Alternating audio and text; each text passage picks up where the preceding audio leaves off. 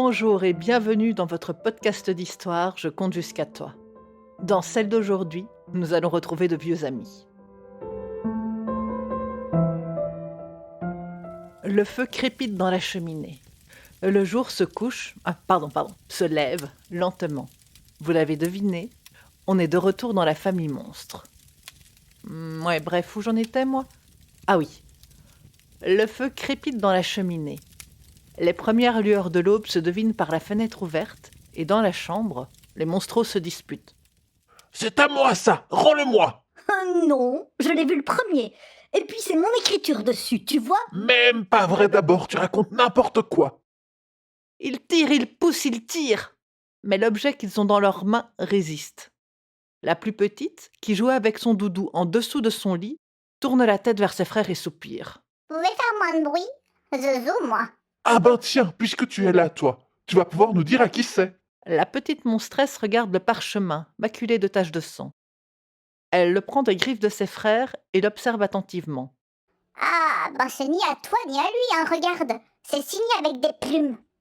Les deux monstros se regardent, figés.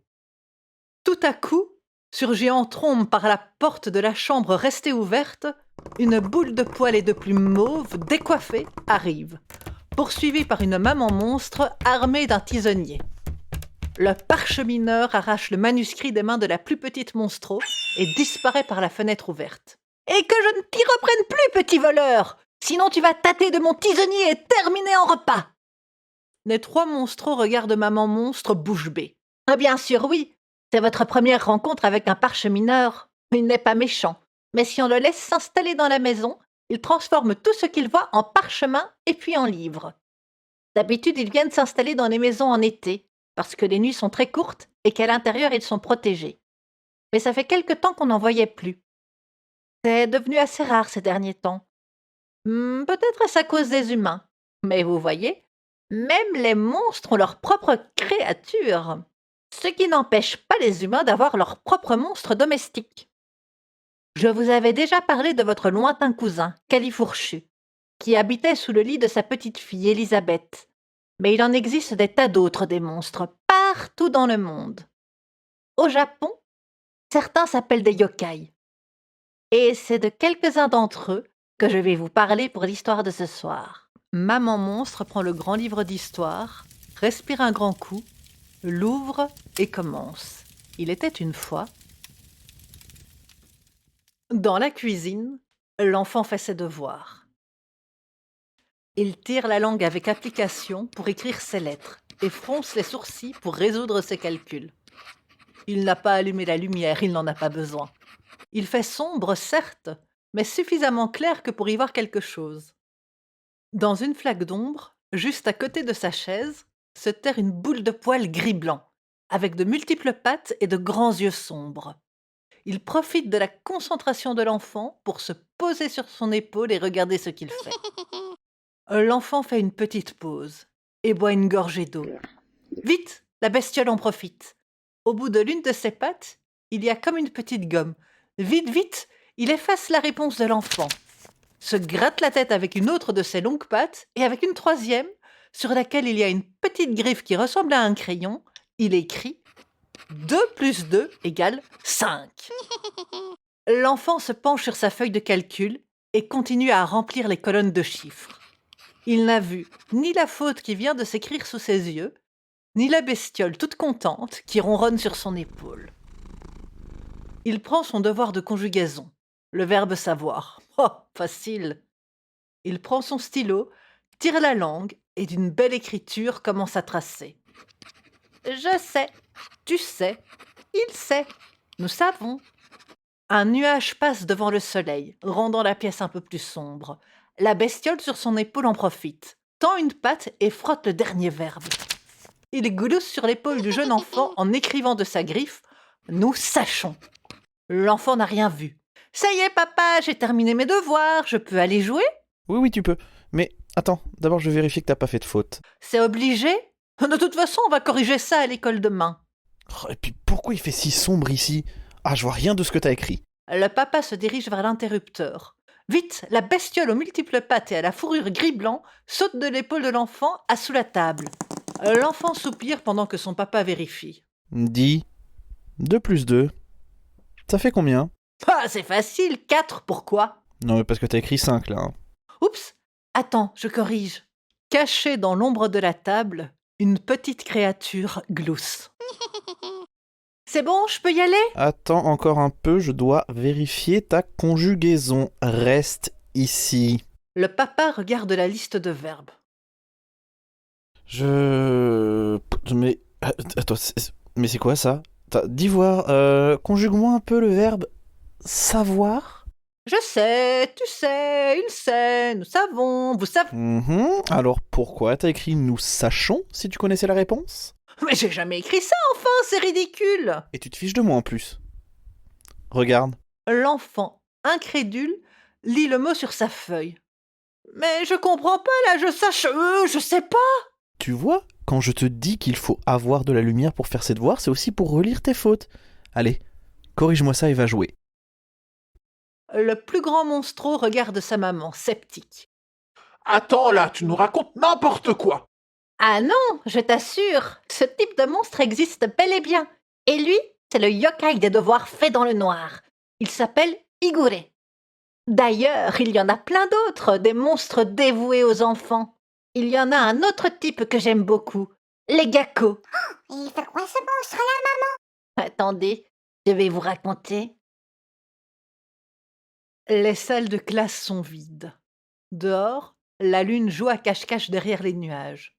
Dans la salle des profs, des ombres sont assises par groupes de 4 autour des tables. Entre leurs mains, des cartes. Sur le bureau, des verres et une bouteille de whisky. Alors, Kuro, tu fais quoi? Tu emballes ou tu passes? Attends, mec, je sais pas, moi. C'est quoi l'atout déjà? Bref. Alors, j'emballe cœur. Dans le noir, les yeux de l'ombre qui pose la première carte, l'as de cœur sur la table, sont rouges brillants. De la fumée monte tranquillement dans l'air. Quand l'une des ombres tire sur son cigare, le bout rougeoyant éclaire juste une étendue d'ombre et les 2 yeux brillants en lieu et place d'un vrai visage. Pendant toute la nuit, ils joueront, boiront, fumeront et rigoleront. À quelques kilomètres de là, dans le jour naissant, sur une route menant vers l'école, le bruit d'un moteur. La plus grande ombre lève une longue main aux longs doigts vaporeux. Les autres yokai éteignent leurs cigares, rangent les verres et la bouteille et remettent les cartes dans le tiroir du directeur. Ils partent tous, sauf le plus grand, qui se faufile dans le tiroir de la photocopieuse. De ses longs doigts fins, il referme le clapet de lavaleuse en ricanant. Ce sera encore une belle journée, où il sera laborieux pour les profs d'obtenir leur photocopie sans énervement ni bourrage. Silencieusement, tels des fantômes, les autres se glissent dans les salles de classe. Chacun rejoint le banc qui lui a été assigné. Commence alors une séance de pliage personnel. Chaque ombre s'étire au maximum, tend les bras vers le ciel, puis s'accroupit devant son bureau. Les mains aux longs doigts brumeux se tendent vers le fond du meuble, suivis par les bras, la tête, puis le reste du corps. Dans le ventre du bureau, les geckos se tournent et se retournent, tels des chats cherchant une bonne position pour dormir. Ils bougent quelques cahiers, croquent un crayon, chiffonnent une feuille laissée là et attendent. Première sonnerie de la journée. Des hordes de gamins excités prennent d'assaut les salles de classe. Vite, vite, ils sortent de leurs cartables, cahiers, journaux de classe, fards de classeurs et crayons et les rangent dans leur bureau. Studieux, penchés sur leurs feuilles, ils feront dictées et calculs. Et pendant ce temps, cachés dans leurs bancs, les geckos vont leur jouer des mauvais tours, planquer les devoirs, chiffonner les feuilles à rendre, faire couler l'encre du bic ou du stylo sur le livre de la bibliothèque. Quand enfin la récré sonne et que la salle de classe est vide, de longs bras sombres sortent des bancs, et vont jusqu'au cartable, récupérer journal de classe ou devoir, pourtant bien rangé dans les sacs de cours pour travailler à la maison ce soir, et les remettre dans le banc. Quand dans le couloir les pas pressés des enfants résonnent, vite, vite, les longs bras sombres aux mains fines et aux longs doigts retournent dans le ventre noir du bureau. Et finalement, quand l'enfant rentré à la maison après son goûter vide son cartable, « Et il est où ton journal de classe ?»« Attends, je l'avais rangé dans mon cartable mais je le trouve pas. »« Tu l'as encore oublié à l'école ?»« Mais non, je te jure, j'ai fait super gaffe, je l'avais mis dedans et j'avais tout bien vérifié. » »« Bah apparemment non, hein, vu qu'il n'est pas là. Tu te fiches de moi, c'est ça ? Mais... » C'est vraiment n'importe quoi. Pour la peine, tu es privé de télé. Et jour après jour, le pauvre enfant se fait disputer pour un oubli qu'il n'a pas commis. Et la nuit, dans la salle des profs, les geckos discutent entre eux des mauvais tours joués aux élèves. Et le jour, si seulement il y avait suffisamment de silence dans les classes, en plus du tic-tac de l'horloge, on pourrait entendre le ricanement des geckos, bien cachés dans leur banc. Maman monstre referme doucement le livre. Maintenant, il est temps de dormir. Mauvaise nuit, les affreux. Mauvaise nuit, maman. Ils sont chouettes, les copains monstres au Japon. On pourrait aller les voir un jour, tu crois?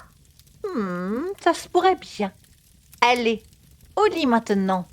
Et si vous n'êtes pas sage, demain, je vous raconterai une autre histoire.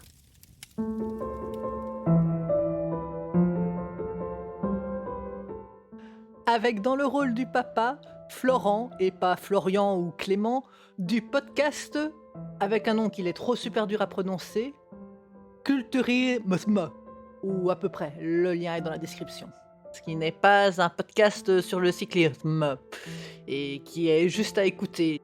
Et dans le rôle de la maman, Nao Ackerman, une youtubeuse dont vous retrouverez la chaîne aussi dans la description.